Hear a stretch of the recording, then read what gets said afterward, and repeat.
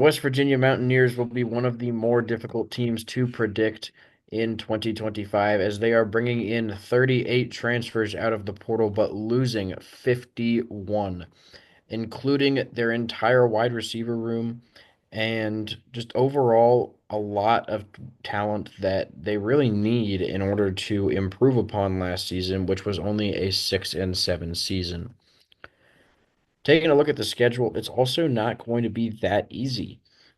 Pitt, obviously, non-conference is going to be a tough game as always. And then in the Big 12, you got games against Kansas, BYU, TCU, Colorado, Arizona State, Texas Tech, all teams that we think are going to be very, very solid in the Big 12 conference.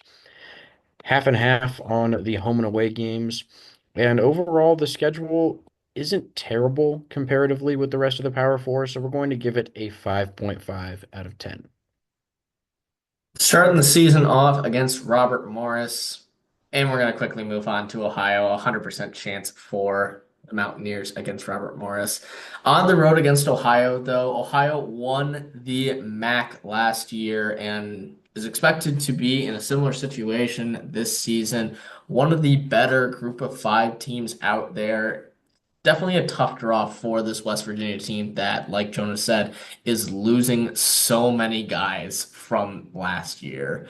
The quarterback battle that's going on right now really has no answer. It's between three guys, but I really think it's going to come down to Nico Miracle, who has been at the program and is 4-0 as a starter at West Virginia, or it is going to be Jalen Henderson, who is a transfer coming in from Texas A&M, who has a lot of dual threat upside. So once they figure out that, should be a little bit easier to figure out. They do have their starting running back returning, but they did lose CJ Donaldson Jr. to the transfer portal as well, who was the leading touchdown scorer from the running back position.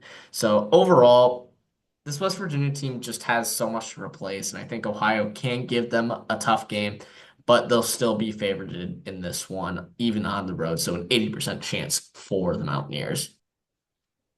Then you have the backyard brawl against Pitt, this time at home. Should be a very interesting game. These teams are kind of in different boats. Pitt is returning a good amount of starting production. Big story is that they do have Eli Holstein returning at the starting quarterback position after a very successful season. And they just need to avoid the disaster they had last year, losing 6 games in a row. If they can do that, if the defense can play as good as they did at the front half of the season, and Eli Holstein is just as good as he was, if not better, then this Pitt team is going to be pretty scary to play against. They just need to make that leap and stay that consistent. West Virginia, like we've been saying, just losing so much, but it is a rivalry game. You play rivalry games because you never know what's going to happen. So it is going to be a 50% right now, especially with it being at home for the Mountaineers. Next up, going on the road to face the Kansas Jayhawks. And this is going to be a pretty tough game. Jalen Daniels, Kansas is hoping, is finally going to live up to his potential. But regardless, he's a consistent dual threat quarterback and is going to be a really tough matchup for these Mountaineers on the road. Only a 25% chance to take down the Jayhawks. Then it's Utah, this time at home. And another pretty difficult game. Uh, Utah bringing in Devin Dampier. And while they might not be one of the best teams in the Big 12, they're still going to be pretty solid in that middle part of the conference. And with how much West Virginia's losing and how unpredictable this team really is, we are leaning Utah in this matchup. Even though the Utes are on the road, only about a 40% chance here for the Mountaineers at home. Then it's another road trip to face Jake Retzlaff and the BYU Cougars.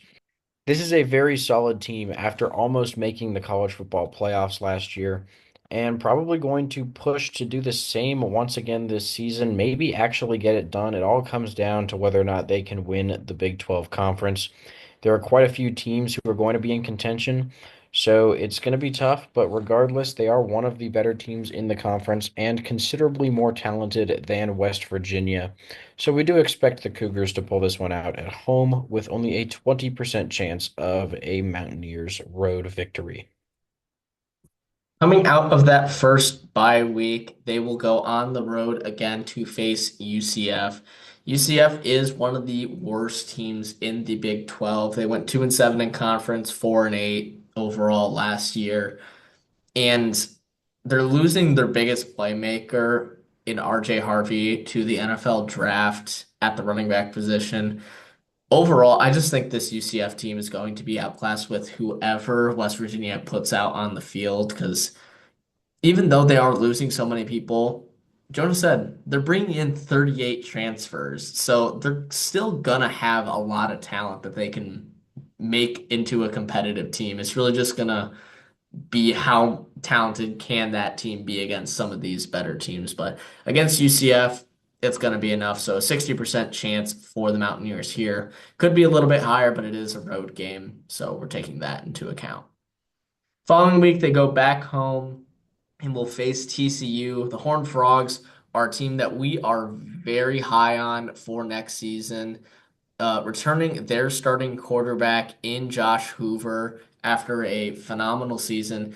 Only issue is that TCU is losing a lot of their wide receiver room to the NFL draft and just need to replace it with some young guys. So it's just really going to be how does TCU retool.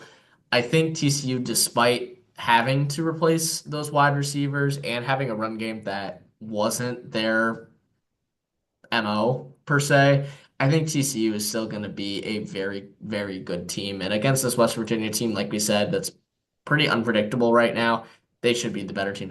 So a 20% chance for the Mountaineers to upset the Horned Frogs here. Following week, they will go on the road to face Houston. Big story for Houston is they have Connor Weigman transferring in from Texas A&M. A lot of upside there after a somewhat disappointing season at A&M. Ended up getting benched for Marcel Reed, who is going to be the starter at A&M next season. But Houston's looking to right the ship a little bit. They aren't that great in the conference, but definitely have a lot of upside and really can turn into a competitive team. I just think similar to UCF, West Virginia is going to be the more talented team here. So 65% chance for the Mountaineers here. Again, could be higher, but since it is a road game, we're going to knock it down a little bit. Back at home to face Deion Sanders and Colorado, Shadur and Travis Hunter are both gone. And overall, Colorado should still be a pretty solid team. They're bringing in Caden Salter, transfer quarterback out of Liberty. And I think he's going to fit in pretty nicely with what Colorado's trying to do. The offense should be solid once again. Defense might take a little bit of a step back. But that all being said, I do think Colorado is still going to be a more talented team than West Virginia. So only a 35% chance here for the Mountaineers, even though they have the home field advantage. Then it's a road trip to Arizona State. The Sun Devils coming off of a college football playoff berth where they just fell short to the Texas Longhorns in double overtime.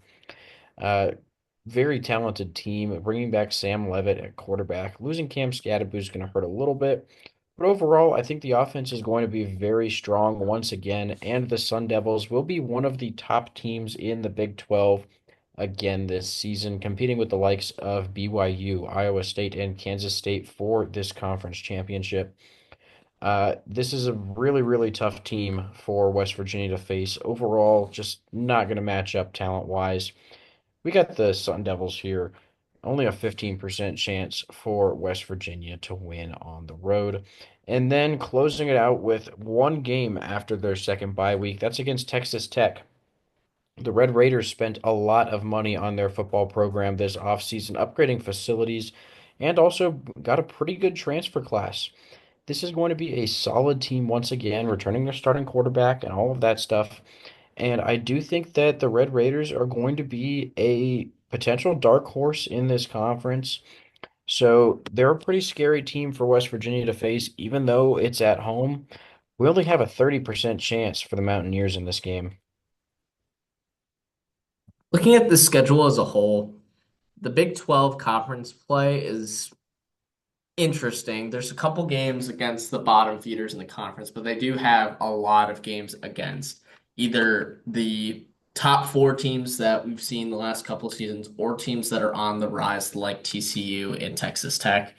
The non-conference play isn't that much helpful either. Obviously, the backyard brawl rivalry is a toss up between those two teams.